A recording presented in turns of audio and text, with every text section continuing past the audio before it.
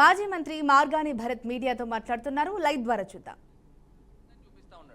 అది ఎప్పుడుదండి? అది ఎప్పుడైతే సిబిఐ ఎంటర్ అయిన తర్వాత కోర్టుకి ప్రెజెంట్ చేసిన దాంట్లో నేను పేజ్ నెంబర్ 35 కూడా చూపిస్తాను.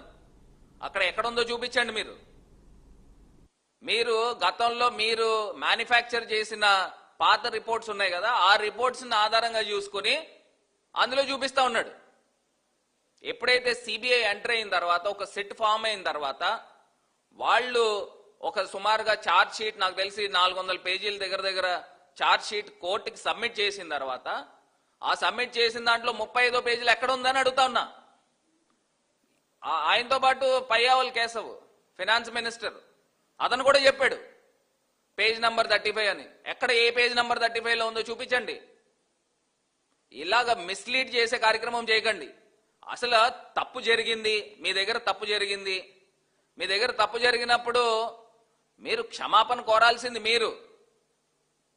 మీరు ముగ్గురు 3 ఫ్లైట్లలో, ఎలా 3 ఫ్లైట్లలో తిరుగుతున్నారు కదా, ముగ్గురు 3 ఫ్లైట్లలో తిరుపతి కొండెక్కి అక్కడ వెళ్ళి ముక్కుని నేలపైకి రాసి పొరపాటు జరిగిందని మీరు క్షమాపణ కోరుకోండి. ఎందుకంటే కలియుగంలో మీరు ఈ కాలంలోనే చూసేస్తారు, మీరు ఉంటున్న జీవితంలోనే. ఎందుకంటే మీరు అంత పెద్ద తప్పు చేశారు. దేవుణ్ణి రాజకీయాల్లోకి లాగే అంత వ్యక్తులు మీరు, ఇంత దారుణంగా. మా జగనన్న ఎప్పుడు చెప్తా ఉంటాడు పైన దేవుడు ఉన్నాడు. ఆ దేవుడే మీకు శాస్తి కల్పిస్తారు. అంటే ఇష్టం వచ్చినట్టు మాట్లాడితే చంపేయడానికి వెళ్ళిపోతారండి. దీనికంటే ఒక చట్టం ఉంటుంది కదా. ఇప్పుడు కోర్టులు ఎందుకున్నాయి, పోలీస్ డిపార్ట్మెంట్ ఎందుకున్నాయి?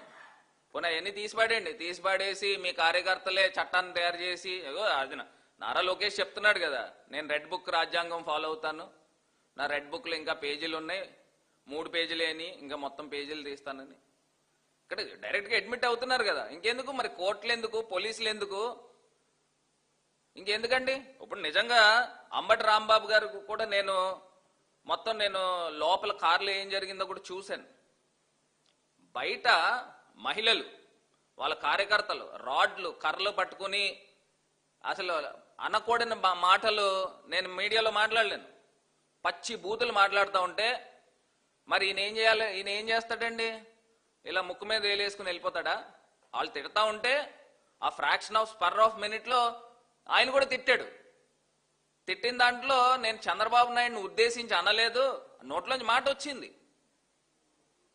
దాన్ని మేమేం సమర్థించట్లే. కాకపోతే దానికి ఒక చట్టం ఉంటుంది. ఇప్పుడు ఆయన చంద్రబాబు నాయుడు ట్వీట్ పెట్టాడు కదా, రూల్ ఆఫ్ లా అని వాళ్ళు ఎస్టాబ్లిష్ చేశారని.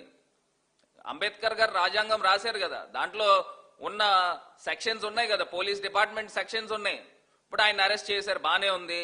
నేరుగా దాడి చేసిన వ్యక్తి మా ఎమ్మెల్యే గారు ఉన్నారు, మా లేడీ ఎమ్మెల్యే. ఆమె ఇంటికెళ్ళి డైరెక్ట్ గా దాడి చేసింది. ఆమె పైన కేసు కట్టారండి? మీడియా ఎవరైనా అడిగారండి? అసలు ఎఫ్ఐఆర్ నమోదైందండి? ఇన్ని వేల మంది వెళ్ళారే, ఎవరిపైన కేసులు కట్టారు? ఇక్కడే మనకు అర్థమవుతుంది వీళ్ళు తెలుగుదేశం పార్టీ కార్యకర్తలు చట్టాన్ని వాళ్ళ చేతుల్లోకి తీసుకుని ఒక జంగల్ రాజుని ఆంధ్రప్రదేశ్లో ఎస్టాబ్లిష్ చేశారు.